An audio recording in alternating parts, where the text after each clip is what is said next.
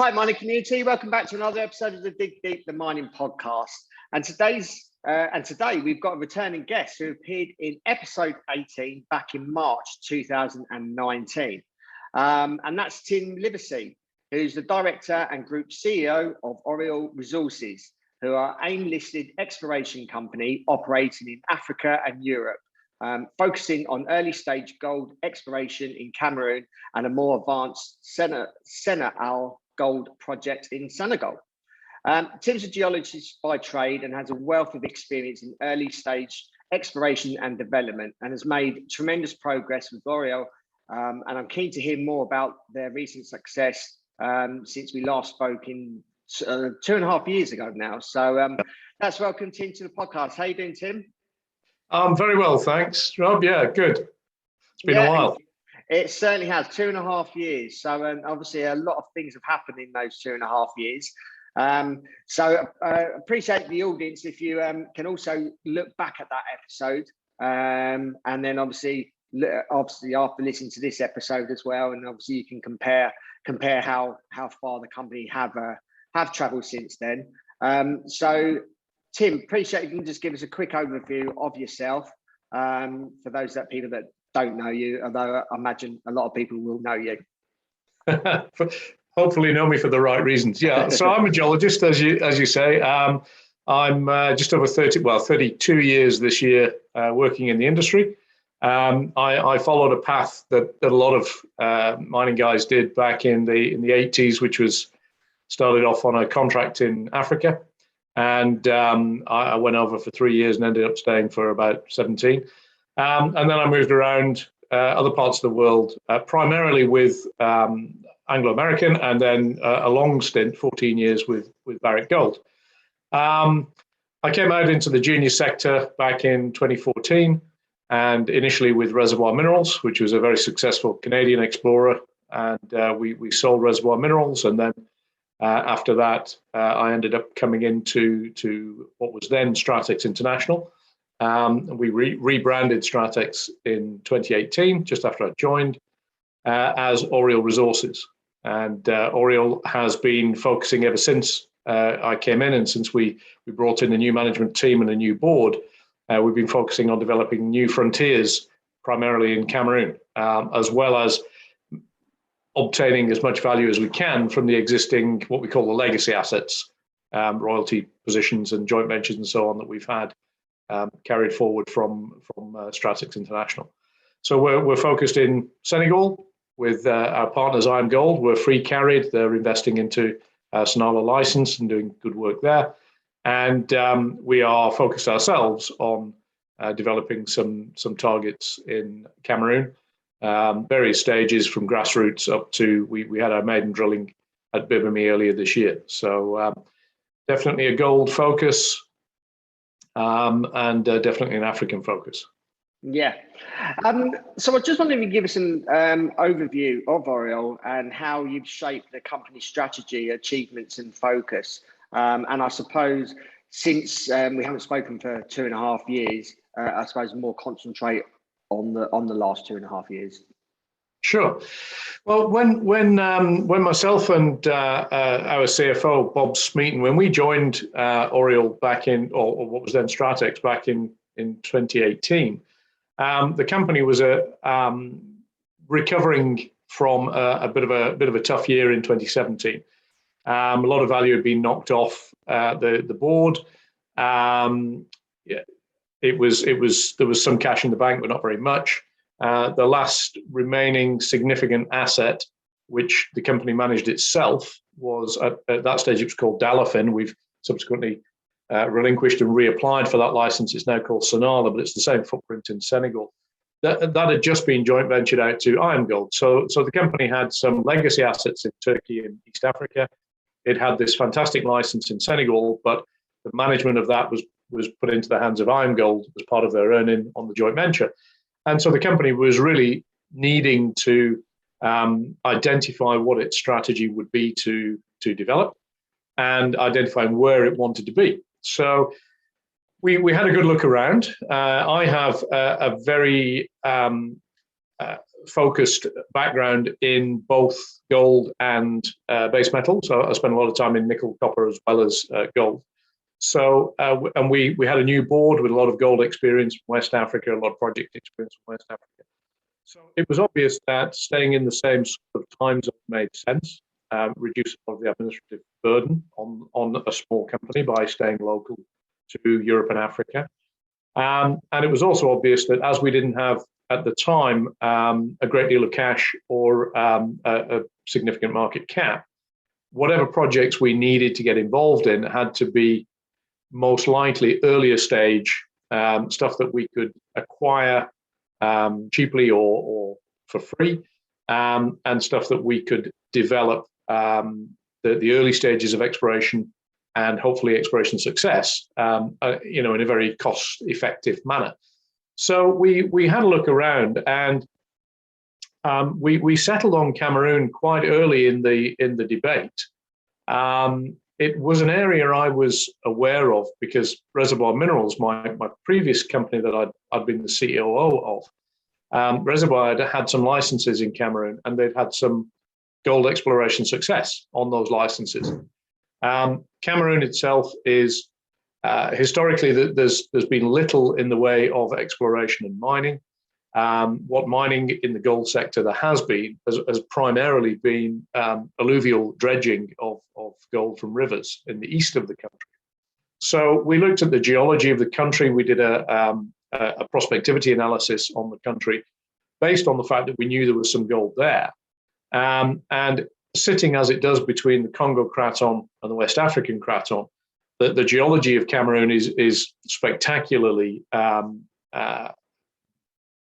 well placed for multiple commodities, but there's a lot of evidence of gold. So we had a look at it.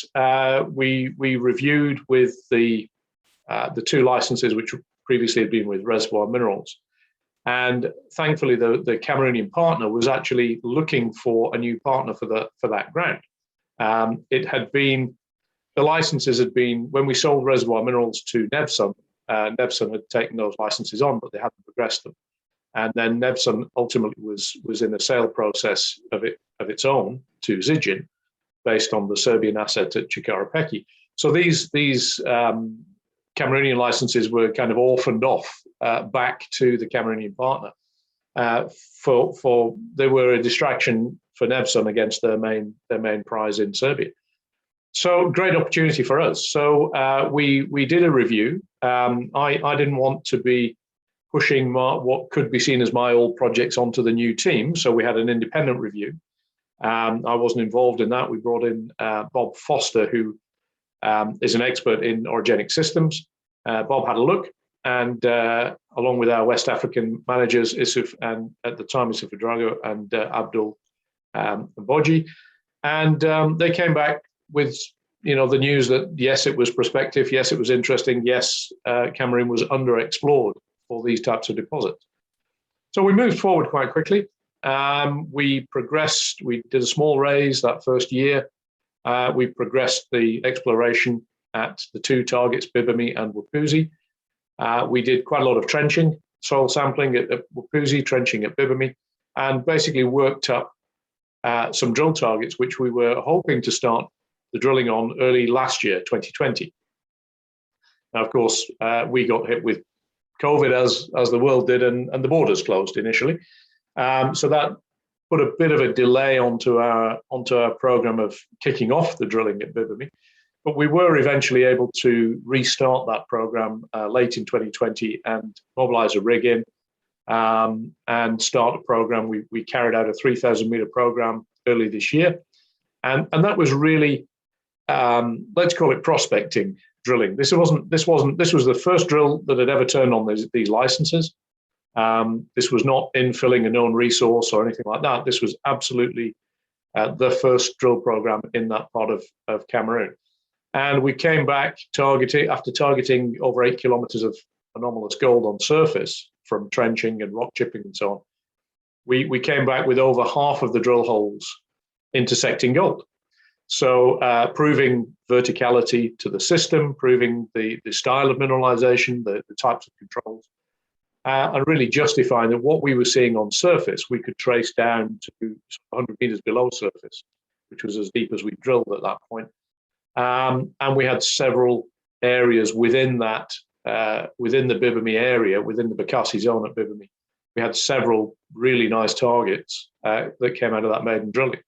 So Bibemi was progressed quite well, and that the stage of that project now is, we're ready for the next phase of drilling to do some infill after the rains. The Wapuzi license was a little bit behind. We hadn't done as much trenching or any trenching initially at Wapuzi. But we did an extensive soil sampling program. And again, we got 13 kilometers of anomalous gold in the soils. So it was indicating, as it's directly along strike from Bibemi, just about 20 kilometers away, it's indicating that these two systems are similar. They're in the same host rocks, associated with the same shear zones. So probably part of the same system, most likely part of the same system. And so we have those two licenses they were our sort of primary focus. Now, in the middle of all this, the idea of going into Cameroon was to really get a footprint there. It was massively underexplored, and we felt that there was great opportunity for Cameroon to become a new frontier for exploration. Cameroon itself, the government has, over the last decade or so, it's been working with the World Bank funding to set up a prospectivity analysis of its own of the entire country as part of its economic development of the country. So they brought in experts to help them write a new mining law, which was published in 2016. They developed a new online portal for licensing, so you can review license situation, what ground is open, who's got what ground, that sort of thing, the stage of the licenses. And they also had BRGM, the French experts in this type of work in West Africa, come in, and BRGM have completed a complete remapping of the entire country. They've flown airborne geophysics. They've done regional geochemistry. They've done dating studies, petrography work. And that is all sort of being tied together into the final report to go to the government at the end of this year. So the Cameroon government was obviously very keen to develop the mining sector. And we saw this as a great opportunity. We know there's gold there in systems that previously haven't been looked at. We know there's artisanal activity primarily in the rivers. There's about 50,000 ounces of gold comes out of Cameroon each year from those dredging operations, but very little, a couple of independent artisanal operations in some of the hard rock, but very little in the center of the country. And so we did our own prospectivity analysis on Cameroon back in 2019. We looked at the entire country. We looked at the geology, the structure, the age, the chemistry, historical data, and we identified and then ranked 7 different target areas within the country that we felt were prospective for gold. And of those 7 areas, we then overlaid them onto the Cameroon licensing map to see, what was the situation. We were fully expecting that the areas that we thought were prime areas would have been staked. And much to our surprise, our priority 1 and 2 target areas were completely open. Nobody had put a single license on. So we were overjoyed and immediately went out and put the applications in. Now, I mentioned there's a new mining law from 2016 and a new process for licensing. There's, at that stage, 2 years ago, there hadn't been a lot of activity in that. The department was still, the government departments were still getting their heads around it, making sure all the supporting documentation was complete. So it took us over a year to get those licenses granted. But, we had the patience to hang in there, to work with the ministry, to work with the mining department, and with a lot of support from the British High Commission out there, and also from the UK Cameroon Chamber of Business, which is a really good organisation that really assists us in our work in investing in Cameroon. And we got the licenses granted earlier this year, February this year, and that's a really significant thing for us. It's a block of 8 licenses in central Cameroon. It's 3,500, just over 3,500 square kilometres of contiguous licensing. and they were all granted at the same time. So we've got a full license tenure on that package. And the licensing law is very familiar to anybody who's worked in West Africa. The new law, you get 3-year initial term, and then you get renewable periods of 2 years after that. It's all based on your work program. It's based on your spend. It's based on your progress. And there's, as you renew and the licensing, you've got to relinquish percentages of ground and that sort of thing. So it's all very, very normal process and procedure. So we have this fantastic license package. We said, okay, well, let's get out there and first pass.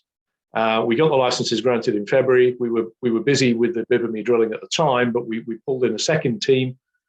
We went out and did the first pass work. We managed to cover 5 of the 8 licenses in a detailed stream sediment sampling program, and results of that are coming out this quarter, Q3. And the idea being to identify from the small amount of known gold in that area from artisanal workings and so on previous sampling, and the associated our own structural interpretation of the area, which of the river basins there have got potential for gold, which ones are showing anomalies of gold, as a first pass exploration phase. And then obviously the next step will be follow up on those target areas, rank them, get in on the ground, do some mapping, do some soil sampling, do some geophysics. Just very straightforward, common sense, progressive exploration as you would do in any project around the world. The key thing, though, that this is a new frontier. Nobody else has been here doing this. And the potential within that massive package of ground, the potential for multiple targets is really high. Part of our prospectivity analysis, we looked at all the systems in West Africa, the orogenic gold systems in West Africa, and we looked at the distribution of known deposits in those systems. And you get statistics is a marvelous tool if you use it properly. You get a marvelous distribution curve, typical sort of bell curve. You get a clustering in the middle of sort of 500,000 to 3 million ounce sort of deposits forming the peak. You get 1 or 2 outliers of really high tonnage, 10 million ounce plus deposits, and then you go down to sort of smaller, the lower end, and the smoke and mirrors, 100,000 ounce and less. And we looked at those for the other parts of West Africa, and then we took that typical curve shape and applied it to Cameroon and said, okay, well, let's populate it with all the known gold deposits that Cameroon has. And it's empty because nobody's worked there. There's been, for whatever reasons, mainly around the fact that Cameroon wasn't really focused as a country, wasn't focused on mining as an economic beneficiary for a long, long time. They were more interested in the oil and gas, which they have plentifully offshore. They have timber plantations, they have rubber plantations, they have tourism. There's a lot going on in Cameroon, but mining just wasn't one of the pillars of the economy until this last decade. So they are, as a country, they're kind of playing catch up with Senegal, Mali, Burkina Faso a little bit.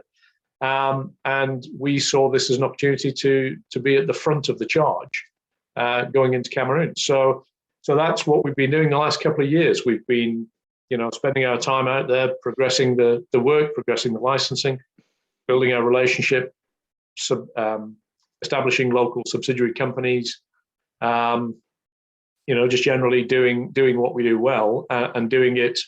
Perhaps you could criticize we haven't been we haven't been sort of shouting it from the rooftops every week, but we're great believers in telling a story when there is stuff to tell, but there's no point saying, oh, what are you doing this week? Well, same as last week, Let us get the drilling done at Bibemi, we'll tell you about that. Let us get the licenses in central Cameroon, we'll tell you about that. Let us get the stream sediment sample results, we'll tell you about that.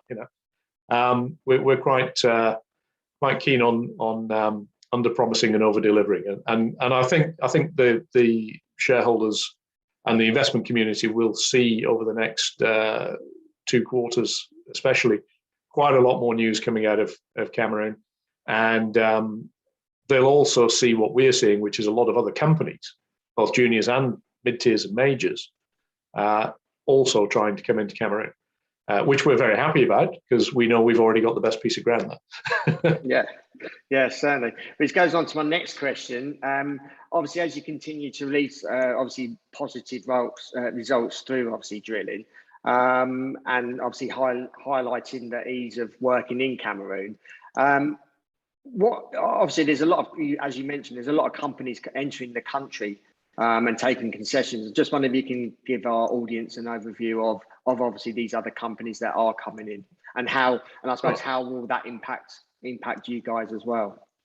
Sure. Well, the geology of Cameroon is it's a mobile belt between two big cratons. So it's an area of intense structural complication, a lot of deep tapping structures, lineaments going down into the crust, and that gives the opportunity for fluid flow, a lot of different chemistry, different age and different chemistry of host rocks as well.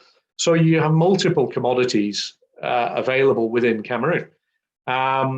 What we've seen in the last couple of years, and more noticeably in the last 6 months, since our licenses were granted actually in the centre of Cameroon, we've seen some junior companies coming in, basically proximity licensing around our package, following it along trend, along the main Cholo Banyo shear zone, which is the main splay that we're focused on with our exploration.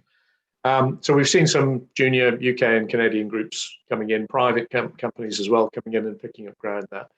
We've seen a bit of a resurgence of the local Cameroonian companies as well, picking up ground, presumably with the idea they'll either advance them to a certain stage themselves or they'll bring in, they'll make them available for partnership with incoming companies. We have seen, quite interestingly, a large French mining multinational, Eramet, come in. Eramet initially came into country a couple of years ago looking for rutile. They got some big license holdings near Yaoundé targeting rutile. Eramet is predominantly a base and industrial minerals mining company. They have operations around the globe. But more recently, Eramet have also developed their own internal exploration team rather than just going down the acquisition route. I think a lot of large companies have done this over the last decade. The tendency for large companies, big multinationals, to go and do their own exploration, and then that falls out of favor because they don't have success for a year or two. So the shareholders push them to go into acquisition mode, and they drop the exploration team, and then the acquisition is getting difficult and more expensive, so they go back into grassroots exploration and primary exploration again. And it's a sort of a cyclical approach. And you can follow any of the big companies. You'll see they wax and wane on their early stage activity. They run themselves, or they just go out and buy projects. And so Eramet seem to be doing that. They seem to be coming into that. Okay, let's explore for ourselves. And they've actually put an application in for 5 gold licenses in Cameroon. A long trend from us, down southwest of us. Cameroon has, it's quite interesting geology. A lot of it's quite old geology, but there is also what they call the Central Cameroon line, volcanic line, which is much more recent. So there could be a possibility for a much more recent gold overprint in more typically volcanic epithermal type mineralization rather than the sort of traditional orogenic stuff that we're going after. We have both types of geology on our central license package, but it seems to be that Eramet's closer to that Central Cameroon line. So we don't know exactly what they're targeting. We know the guys at Eramet. They're a great bunch of people, and we know them personally as well. So we catch up when we can, when we're in country together and so on. But it is interesting to see companies like that come in, and I think the next sort of significant step for gold will be for a traditional gold mining group, either mid-tier or major, to come in, either through earning in on existing licenses from whoever, or putting some ground in themselves. But we do look at Cameroon as a new frontier, a new gold district, and we think the potential's there. So if you go onto the Mining Cadastre website, you can actually search block by block. You can see what the ownership is, when the applications have gone in and so on. It's not massively up to date. Our central license package hasn't been ticked as being granted yet. We have all the paperwork. It's just, the administration of the website's a bit behind. But it is interesting to see these companies, both juniors and mid-tiers, majors, coming in and recognizing that Cameroon has opportunity.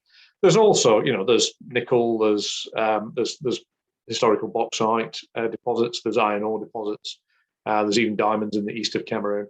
So there's a lot of opportunity, but obviously for us, at the moment, commodity-specific gold focus, developing this new frontier in the center of the region. Yeah, obviously there's limited mining history within Cameroon. How are they helping you in assisting you in moving forward? And obviously, I suppose the country as a region, how is the government getting involved? And is there a lot of lessons that they've got to learn? And also local communities, how they receiving all this news of obviously companies coming in. I wonder if you can just give us an overview of that. Yeah, sure. Well, the government is very supportive. There's a realization that there's a huge amount of value from primary extractive industry, and to simply operate at the artisanal level or small scale mining operational level, it's quite impactful on the environment, and the taxation and profitability of those operations is quite small. So it's a lot of small scale employment, but really it's not progressing the industry in the country. So the government recognized this, as I say, sort of 10 years ago, and the work they've been doing through this World Bank supported program, this pre-CASM program, has really been the government themselves, the ministry themselves, identified that they needed to do something. And they got the funding together for it. They put a proposal together. They got the funding for it, and they've gone out and done it. They've employed real consultants, BRGM, GTK. They've employed the best groups available to help them develop a new mining law, to help them develop the prospectivity analysis, the data sets, the licensing system that you need to promote new mining investment. And we had every 2 years, unfortunately it's been delayed, obviously because of the pandemic, but every 2 years there's a mining conference in Yaoundé called CIMEC. I attended in September 2019. And the CIMEC conference is an opportunity, as you would get in any country, an opportunity for mining companies and exploration companies to meet with the government and to meet with the other service providers and shareholders and so on. Now, at the last CIMEC, the minister presented, and there was also a presentation and a booth with BRGM, the guys that have been doing all this data collection. So we were able to look through some of the stuff they've done on the big screen on the wall, look through the GIS databases and so on. And it's very clear that the potential is there. It's very clear that the government recognizes that potential and is really working hard to encourage groups to come in and invest. And my discussions with the ministry have been really well supported. There was a very obvious desire to understand our position. We're a small company, we're a junior company, AIM listed. How can we move the needle for Cameroon? That's got to be a question the minister's going to ask. If I go in and say, listen, Oriole is going to change your world, I need to be able to justify that. So we spend a bit of time working through the typical model for new frontiers like Cameroon. And very simplistically, it goes a bit like this. You get a country that for whatever reason, or a region that for whatever reason has not been deeply explored recently. So that's the opportunity. And the opportunity is that perhaps previous exploration techniques have improved. So perhaps there's new data, or there's something that'll give you an edge in that new area. And there are many reasons why countries are not, have been held back. And it could be political, it could be geographical, it could be economics, it could be access. the melting of the Greenland ice sheets is suddenly exposing a lot of fresh rock nobody's seen before, for example. So all of a sudden, hey, guess what? Greenland's a place to go explore. Well, with Cameroon, the realization that, okay, the door's now open to come in. And what typically happens is the first people through the door are companies like ours. They're junior companies. They're going in on a wing and a prayer, high risk, but massively high reward if it works out. And we're able to operate very dynamically, very quickly, but very much, remembering our background is major company background. I've spent a long time with some large companies. I know how to do this properly, because ultimately, if we are prospect generating in Cameroon, at some point, we're going to want to get some value from those, which may include, one of the routes to value may include selling them or JVing them out. So at some point, we're going to have a very detailed legal review. We're going to have a very detailed review of our licensing procedure. We're going to have a very detailed review of our technical work. So all of those have to be squeaky clean. We have to set the scene for ESG that a major or a mid-tier can then pick up on in the future. So we've spent that time interacting with the government. The government has now understood that companies like ours come in and de-risk areas. So we come in and do that early first stage work. We maybe have some discoveries, that's great. One of the big things we do, though, is we bring attention to that region. And this is, I think one of the things that Oriole has definitely done in the last 2 or 3 years has been to bring a focus in the sector into Cameroon. And we've been working a lot with the Cameroon Chamber of Business, the UK Cameroon Chamber of Business, and with the British High Commission on this, really trying to flag that Cameroon is open for business. And guys, it's massively prospective. There's great opportunity here. And then as more and more juniors come in, and as the projects get more and more de-risked, and as you identify new targets, that's typically when the mid-tiers and the majors kind of wake up and go, okay, well, we've seen all this activity, and it would appear that you are able to operate there. You are able to get licenses granted, perfectly above board. You're able to get staff. You're able to operate safely in the environment. You're able to get access to the ground. You can get your samples out for analysis. Everything is working fine. You've set up subsidiary companies. You set up local bank accounts. You've got a payroll system running. Okay, you've proven to us that this works now. And then that's when the mid-tiers and the majors kind of wake up and say, okay, well, either we want to JV in, or we want to buy a company out, or we want to get our own ground, or whatever it happens to be. And so this is a process which, we've been through this with the ministry, explaining that just because the first movers coming in are small companies, that's not a negative thing. That's actually a positive thing, because we are going to de-risk it, and you'll see people come behind us. And that's exactly what's happened. Eramet's come in looking for gold. Now, 2 years ago, they had retail licenses. They're a base metals company. They do not mine gold anywhere in the world. All of a sudden, they're looking for gold. That is on the back of the fact that we highlighted the prospectivity for gold in that country, and they were already operating in Cameroon for rutile, and they had a new exploration group that kind of put 2 and 2 together and said, hang on a minute, guys, there's a real opportunity here that Oriole has identified. Let's see if we can also benefit from it. So the government understands that, and they understand the route to value for the developing the mining sector. And they offer a lot of support, just basically by delivering on what is in the regulation. We say, listen, we need to submit a certain report at a certain time. We need to have the boundaries of our license officially identified and pegged. And okay, well, we'll send out the local regional mining guy to help you do that.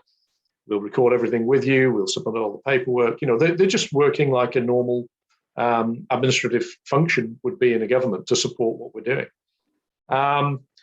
The local communities, we employ predominantly from Cameroon. We have a West African manager, Abdul Mboji, who's from Senegal, and we have one specialist experienced core logging geologist, also from Senegal. The rest of the team both senior geologists right through to our field hands, are all locally sourced, either through our partner, BEIG3, which is actually, Emmanuel runs a geological logistics and geological consulting group. So he has his own teams that he can lend to us or loan to us, or by identifying skills locally. And again, with the UK Cameroon Chamber of Business, there's a lot of UK based Cameroonian graduates or students.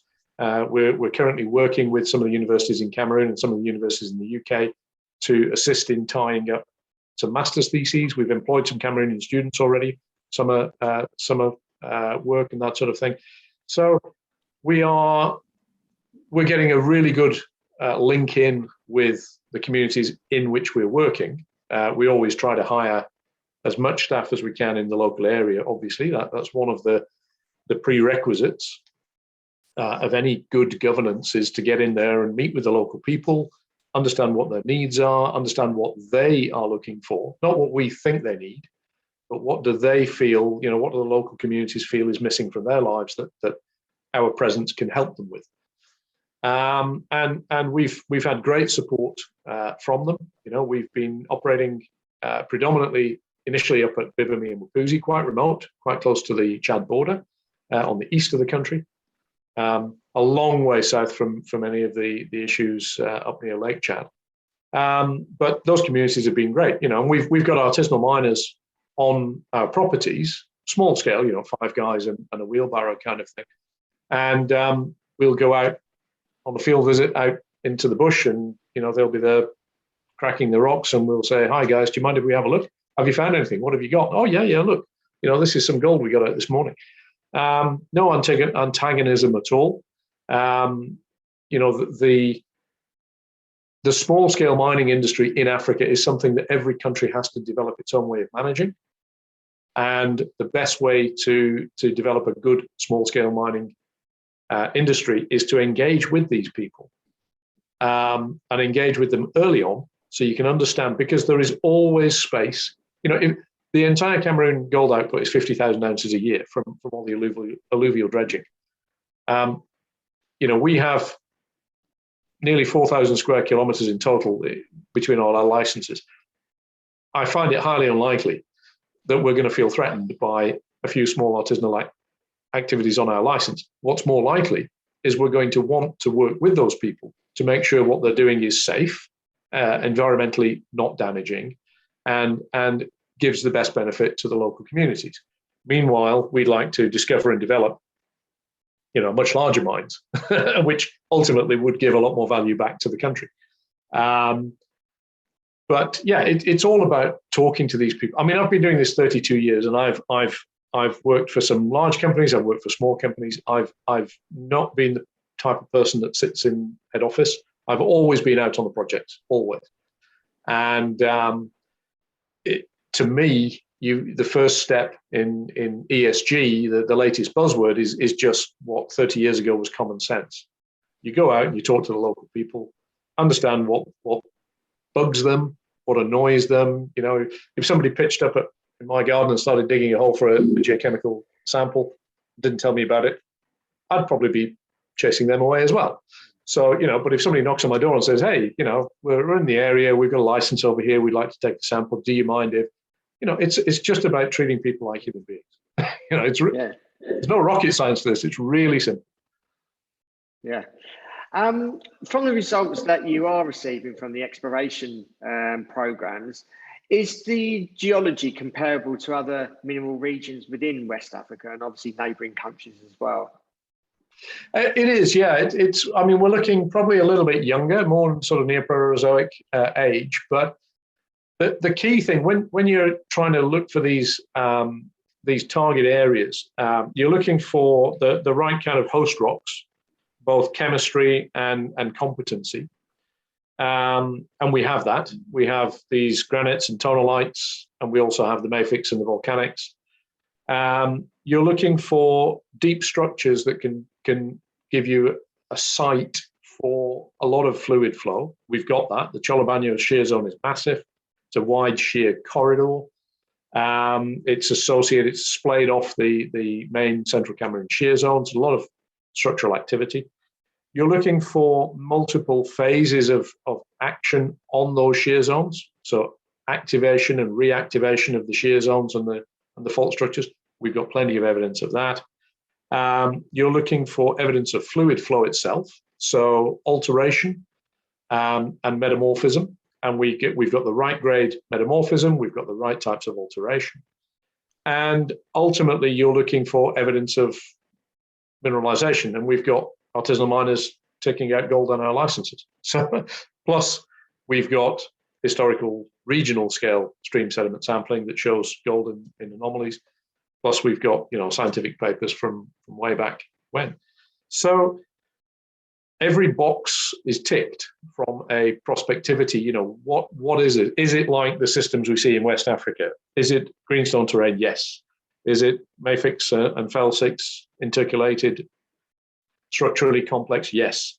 Do you get multiple phases of structure that give you opportunity for compression and relaxation and creating structural traps for fluid flow? Yes. Do you get the right kind of alteration? Yes.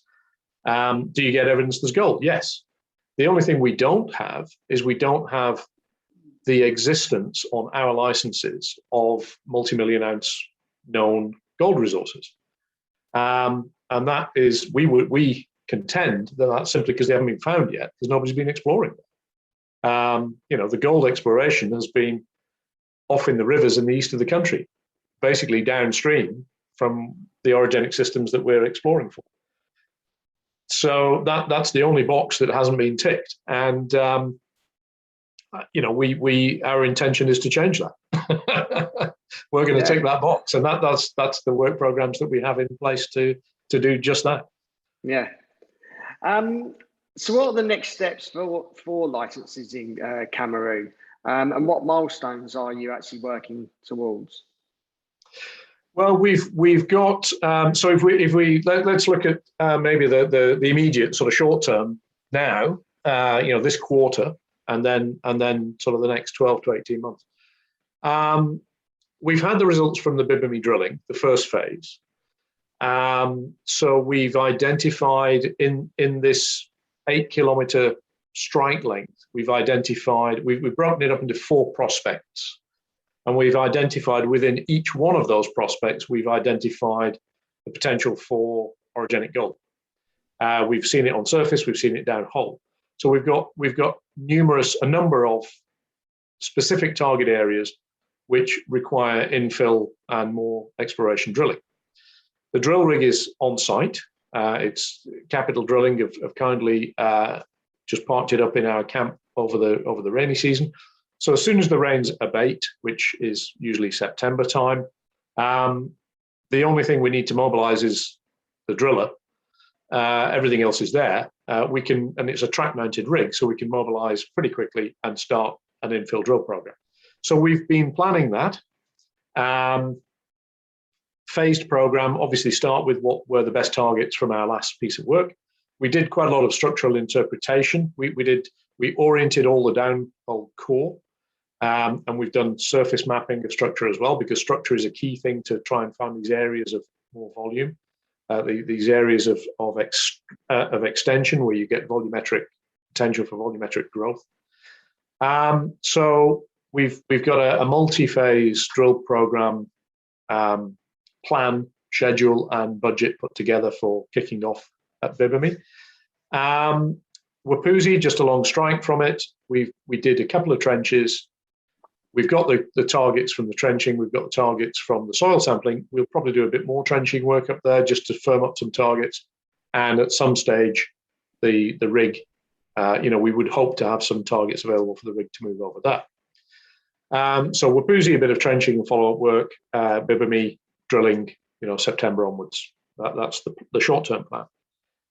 In the central license package, we have received word that the analysis is starting to come back, or they will be coming back rather, during August.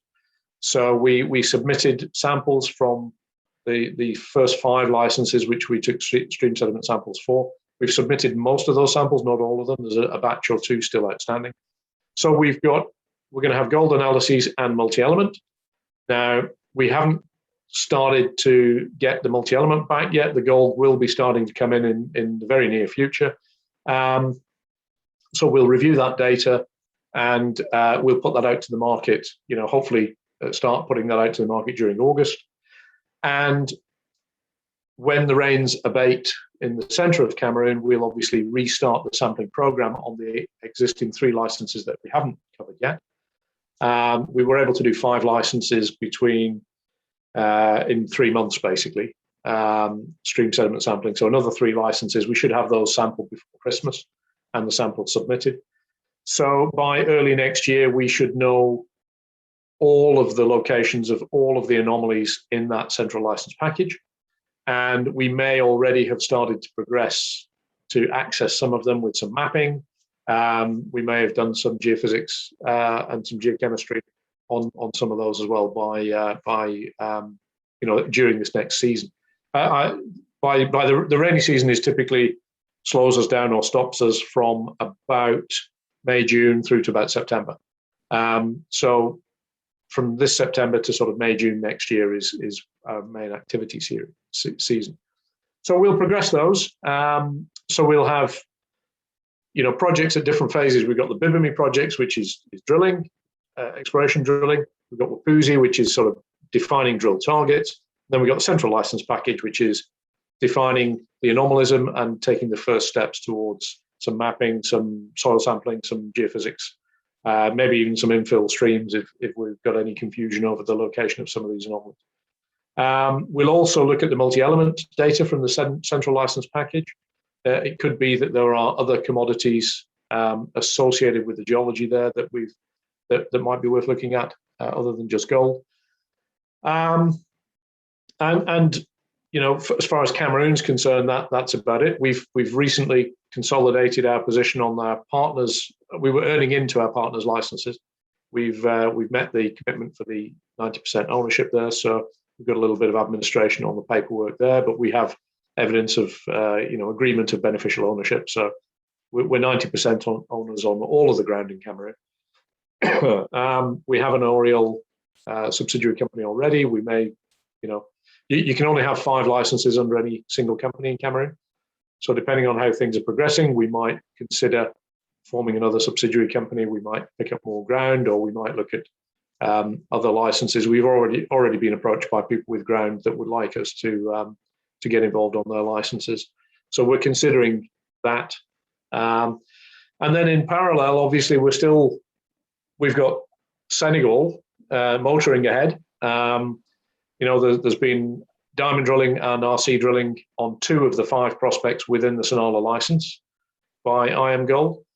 We should have results coming out for those pretty soon as well. The Fari targets in the north, that's potentially offers up opportunity for a standalone resource and a standalone development. So if there's enough data there, we might be in a position to start looking at doing some resource work on it.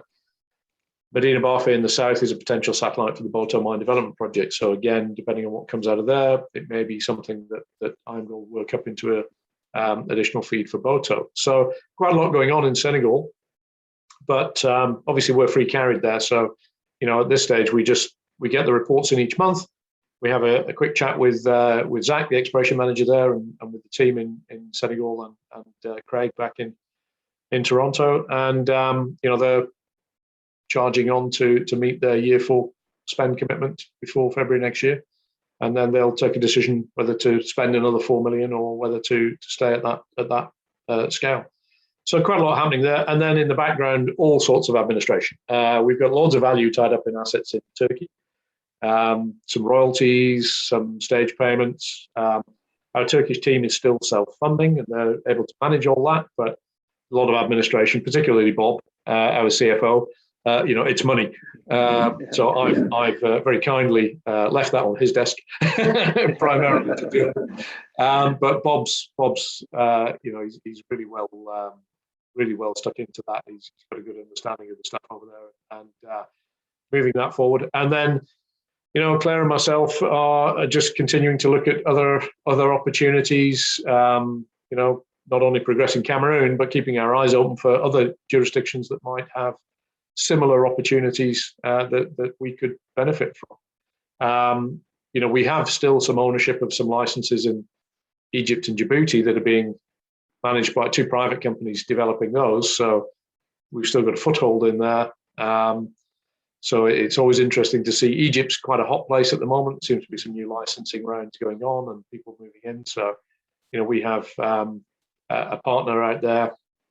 We own 25%, I think, maybe more at this stage of the licenses out there. So they're being progressed along with the Djibouti stuff. So, just monitoring the legacy value in the company, which really Senala kind of underpins the value, the market cap. Everything else is, it's just jam. And Cameroon is obviously the potential for a real transition. If we have positive results from central licenses, if we have continued positive results from Bibemi, then we could really be turning a corner for Cameroon and for Oriole. And depending on what comes out of Senala as well, great opportunity there for potential resource development. So a lot of near-term value steps, which Oriole and obviously Oriole shareholders could benefit from. Yeah, just going back to Senegal and obviously Senala project, where obviously IAMGOLD is earning into the project. What value do you see IAMGOLD bringing to the project and to yourselves? And what milestones do you expect to reach, I suppose, in the near term? Well, the key thing, if we go back to when the joint venture was signed in March 2018, literally the day I joined the company, they'd been negotiating it for about 6 months, and they signed the final agreement the day I joined. At that stage, our company was financially quite constrained. The gold price wasn't huge. It was quite a challenging time. So to bring in a partner like IAMGOLD on an $8 million earning was a real coup. IAMGOLD obviously has its own West African mining operations, and the whole concept behind the Senala license, or as then was the Dalafin license, was looking for additional targets close to its own known deposits, primarily Boto in the south. The Medina Barfe and the Sarudia targets, two targets on our ground, are within 10 to 15 kilometers of Boto mine development project. So, they're continuing to put money into Boto. They've not officially said they're developing it yet, but they're spending about 60 million this year, and the initial capex estimate was only 260 million. So, to me, it sounds like a bit of a soft build. There's a lot of money going into that part of Africa by IAMGOLD. And then obviously other targets like Fare in the north, which is a bit further away, it's about 50 k's away, but has the potential for standalone resource. And there's been other activity in that area. We believe there's possibly a sort of a controlling structure in the Fare area that trends across corridor structure that trends across to Chessa resources down the Sud targets. And we think there's an association of structural association there. So these areas, there's a lot of activity there, whether it's to supplement Boto or whether it's for a standalone deposit. So IAMGOLD have been able to come in with a very professional, very skilled exploration team, and importantly with cash, which we didn't have 3 years ago when we signed the deal, to fund this exploration and progress this exploration. And they've been very diligent in doing that. We perhaps would have done things in a different order, or we would have tried to advance other things first, rather than perhaps we would have chased the Fare target before this year. But of course, to IAMGOLD, the Boto Medina Barfe target and Sarudia target was more important to Boto, which was what they already had. So it was sensible for them to develop exploration projects on those first and then to go to Fare. So we completely understand the scheduling that they've carried out their exploration. Would we have done it differently? Yeah, we probably would, but we're a totally different company. I mean, obviously we would have done it to suit to benefit what we thought would be our best sort of shot at it. But IAMGOLD they're going to reach their 51% earning position by the anniversary date in February next year, the end of February next year. And at that stage, they have the option to stay at 51%, which is, that's their option. It's a one-off chance for them to expand up to 70%. And so the work they're doing this year, I think, is really giving them a sense of, okay, well, how much potential is there in this license? Do we want to take our position to 70% or not? If they want to go to 70%, they've got to spend an additional 4 million over 2 years. So it's a shortened period and twice the spend in that period. So it was 4 million over 4 years. Now it's going to be 4 million over 2 years to go from 0 to 51, and then obviously 51 to 70. So we'll obviously retain a minority position, even if they do decide to go to 70%. But we would expect that to be quite an aggressive program if they want to spend 4 million over 2 years. So what is success for us in Senegal? Well, obviously, anything at Medina Bafe or Saoudia that could potentially be satellite feed or additional feed to Boto. There's a couple of million ounces at Boto. So you don't need a large resource on our license. You could find a pit with 100 or 200 or 300,000 ounces, and it could still be economic to mine. So that's a real positive for us in seeing value from the southern end of our license. We don't, IAMGOLD doesn't need to define 2 million ounces at Medina Bafe for us to see some value from it. So obviously we'll see progress on that. They've done 2/3 of an RC program this year on that target. They've got a third outstanding, waiting for the rains to go, and they'll restart it. We should be seeing results from those RC holes coming in. There's some diamond drilling there as well, a couple of diamond holes to give them some geological stratigraphic context. We'll see results from those as well. Up at Fare, again, they drilled a couple of diamond holes based on the target that we'd already drilled. So we'll get the results from those. That'll either confirm or support or not support the sort of shell, the grade shell that we had identified from our drilling. And then again, they've done resource drilling up at Fare. Now there's 3 pods of anomalism along a 6.5 kilometer strike. The diamond drilling has been on the center pod, which is more where all the historical work was done, the historical drilling was done. But there's still a pod to the north and a pod to the south, which are both getting RC drilling as well. So potential not only to beef up what we know in the center, where we think there's something that'll hang together, but also to give additional potential resources from the south, what they call the Fare far south target and the Fare north target. So, you could end up that to us is the potential there is perhaps one large central pit with satellite pits north and south along trend within a 6 kilometer strip. So a lot of results from there due in literally this quarter, like, during August, September at the latest, I would guess. And then, what their decision is come February next year, whether they want to expand their position or stay at 51%. And then we'll sit down and, as we do every year, at the anniversary date, we sit down, we meet with them, and we go through the work plan, the budget, the proposals, and agree on a way forward for the next 12 months. Yeah.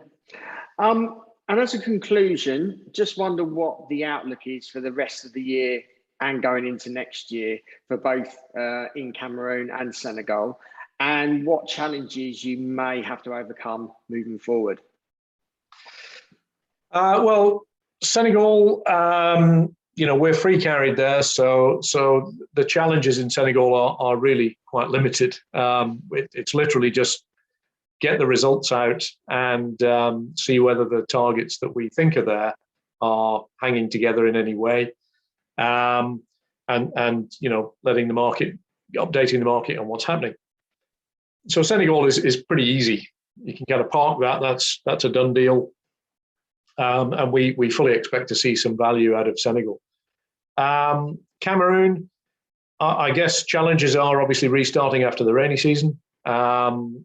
Hoping that our early success at Bibemi is going to be backed up with from our infill drill programs, hoping that our structural interpretations, which we've done with the aid of some experts from SRK, are good. And geology is all about testing a hypothesis. So we have a hypothesis, we're going to test it. So fingers crossed for Bibemi and Wapuzi as well. Central licenses, identifying those anomalies, both gold and potentially other commodities, and then progressing that. Obviously, we've got quite a bit of work to do. Thankfully, they're quite cheap programs. At Bibemi, the rig's already there. We don't need to mobilize anything. Just fly a guy in to run it. The central license programs are very cheap work. The early stage stream sediments and mapping and so on is pretty cheap work. We've got cash in the bank. We've got access to additional funding from assets, our legacy assets, and we also have we've received quite a lot of cash this year on some warrants from our last raise, and we have a trigger. If the share price is right, we have a trigger where we can force exercise of warrants. That's not something we would desperately look to do. We'd rather people just exercise them at their own time. But if we need cash, we've got various avenues to cash. So with money in the bank, we can start all these programs. We can get things running on the back of good results, and hopefully we'll see the market start to recognize what some of the other mining companies are already recognizing, and that is that Cameroon's a good place to be. And also recognizing that as first movers in a new frontier, Oriole Resources has got a really strong foothold in Cameroon.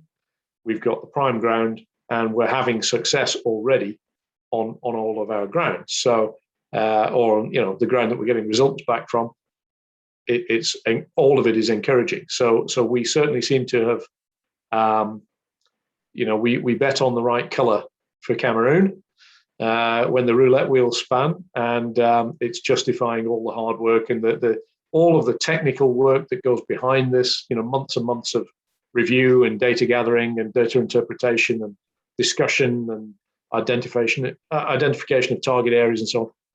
Nobody sees all that. That was all done 2018, 2019, and then obviously through COVID, we've been sort of sitting on Zoom talking to each other about it. But what we hope they will see is a steady stream of good news stories coming out from Cameroon and Senegal over the next 6 to 18 months. Yeah.